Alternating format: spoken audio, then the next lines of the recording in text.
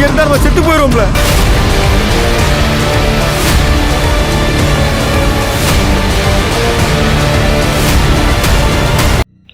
Kingston GV பிரகாஷோட 25வது movie and அவரு own ப்ரொடக்ஷனில் வெளியிடுற movie.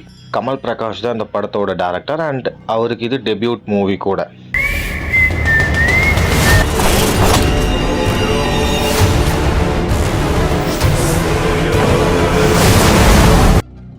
Kingston படத்தோட போஸ்டர்லேயும் சரி ட்ரைலர்லேயும் சரி இந்தியாஸ் ஃபர்ஸ்ட் சி ஃபேண்டசி மூவின்னு மென்ஷன் பண்ணியிருந்தாங்க. அண்ட் என்னோட எக்ஸ்பெக்டேஷன் எல்லாத்து மாதிரியும் pirates of the Caribbean movie மாதிரி இருக்கும் தான் நான் எக்ஸ்பெக்ட் பண்ணி படத்தை பார்த்தேன்.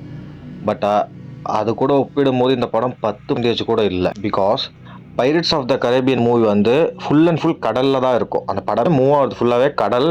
பட் கிங்ஸ்டனில் என்ன பண்ணியிருக்காங்கன்னா செகண்ட் ஹாஃப் மட்டும் தான் கடலை காமிச்சிருப்பாங்க. ஃபர்ஸ்ட் ஹாஃப் ஃபுல்லாக கரையிலே நடக்கிற ஒரு சாதாரணமான ஸ்டோரி தான். செகண்ட் ஹாஃப் தான் அவங்க சொன்ன அந்த சி ஃபேண்டசி. ஒருத்தனோட பேராசை தான் இந்த ஊரையே அழிச்சுது. நீயும் அதே தப்பு பண்ணிடாதே.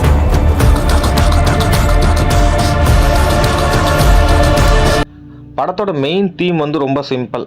ஹீரோ இருக்கிற கடல் பகுதி பேய்களால் நிறைஞ்சது. யார் கடலுக்கு போனாலும் செத்து தான் ரிட்டர்ன் வராங்க. ஸோ அதனால் யாரும் கடலுக்கு போகக்கூடாது அப்படின்னு ஹீரோவோட தாத்தா காலத்திலே கவர்மெண்ட் உத்தரவு போட்டுடுறாங்க.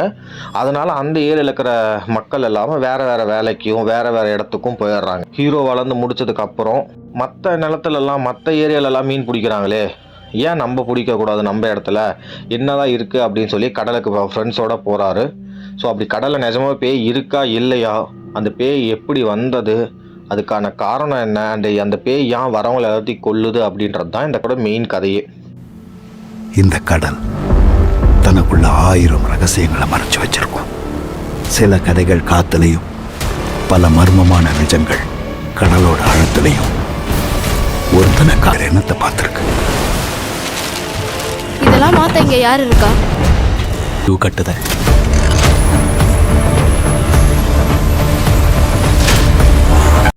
ஃபர்ஸ்ட் ஆஃப் ரொம்ப ஸ்லோ. அவரோட இன்ட்ரடக்ஷன் சும்மா 2-3 சாங்ஸ் அப்படின்னு சொல்லிட்டு ஃபர்ஸ்ட் ஆஃப் ரொம்ப ஸ்லோ தான். பட் செகண்ட் ஆஃப் நல்லா இருக்கு. ஆக்சுவலி சி ஃபேண்டசின்னு அவங்க சொன்னதுக்கு ஓரளவுக்கு ஒரு 60% அவங்க வந்து ஃபுல்ஃபில் பண்ணிட்டாங்க. 40% வந்துட்டு விஎஃப்எக்ஸில் சொதப்பினது தான். தேவாரா படத்துக்கு தந்த அந்த பட்ஜெட்டை கண்டிப்பாக கிங்ஸ்டன் மூவிக்கு தந்து அந்த அளவுக்கு சிஜி ஒர்க் பண்ணியிருந்தாங்கன்னா ரொம்பவே நல்லா இருந்திருக்கும். அண்ட் அந்த அலைகள், போட்டு, தண்ணி எல்லாம் ரொம்ப ரியாலிட்டியாக இருந்தது.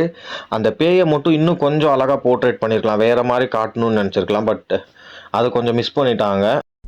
பேய் கதையெல்லாம் நம்ப நான் தயாராக இல்லை. நான் முடிவு பண்ணிட்டேன், கடலுக்குள்ளே இறங்குதேன். இது எல்லாத்துக்கும் ஒரு முடிவு கட்டுதேன். எனக்கு என்னமோ ஊர்க்காரங்க சொன்னதெல்லாம் உண்மையாக இருக்குமோன்னு தோணுதில்ல.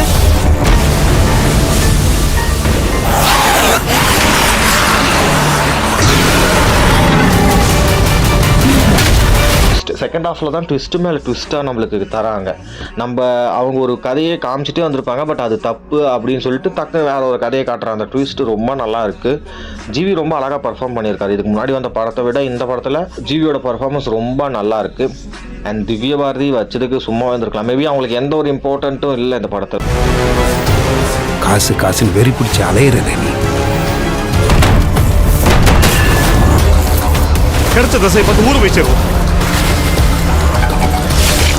ஓவர்னு சொன்னால் படத்தோட ஃபர்ஸ்ட் ஹாஃபை கொஞ்சம் குறைச்சிருக்கலாம். டக்குன்னு செகண்ட் ஹாஃப்க்கு வந்து அந்த ஸ்டோரியில் என்ன பிக் பண்ணியிருக்கலாம். பட் அது கொஞ்சம் குறைச்சிருந்தா நல்லா இருந்திருக்கும். எமோஷனல் கனெக்ட் ஆகவே இல்லை. அதுதான் படத்தோட பெரிய நெகட்டிவ். கண்டிப்பாக ஜிவியோட ஆக்டிங்காக இந்த படத்தை பார்க்கலாம். ஸ்டோரி நல்லா இருக்குது. டெபியூ டைரக்டர் மாதிரியே டைரக்ட் பண்ணல. படத்தை நல்லாவே ஒரு அழகான ஒரு ஸ்க்ரீன் பிளேயில் பண்ணியிருக்காரு மனுஷன். One time watchable. Because Devara மாதிரி ஒரு படத்தை நம்ம பார்த்தோம், அதுவும் சி ஃபேண்டசின்னு தான் மென்ஷன் பண்ணாங்க. பட் அது அந்தளவுக்கு நம்ம கனெக்ட் ஆகலை. பட் இது சி ஃபேண்டசின்னு கேட்டால் கண்டிப்பாக நல்லாயிருக்கு. சிஜி ஒர்க்னால தான் கொஞ்சம் படத்தோட கனெக்ட் ஆகலை நமக்கு. எந்த ஊருக்கும் இல்லாத கஷ்டத்தை கடவுளையே நமக்கு மட்டும் தந்திருக்கான். அந்த சடலம் இந்த மண்ணில் இருக்கிற வரைக்கும் அதோட ஆதிக்கம் அடங்காது. சி ஃபேண்டசி அப்படின்னு மென்ஷன் பண்ணதுக்கு கண்டிப்பாக சாட்டிஸ்ஃபிகேஷன் தான். ஏன்னா அந்த அளவுக்கு கடலில் டீப்பாக ஒரு ஷூட் பண்ண முடியும் அப்படின்றத ரொம்ப அழகாக காமிச்சிருக்காங்க. மஸ்ட் வாட்சபிள் இல்லைனாலும் ஒன் டைம் வாட்சபிள். கண்டிப்பாக படத்தை பாருங்கள்.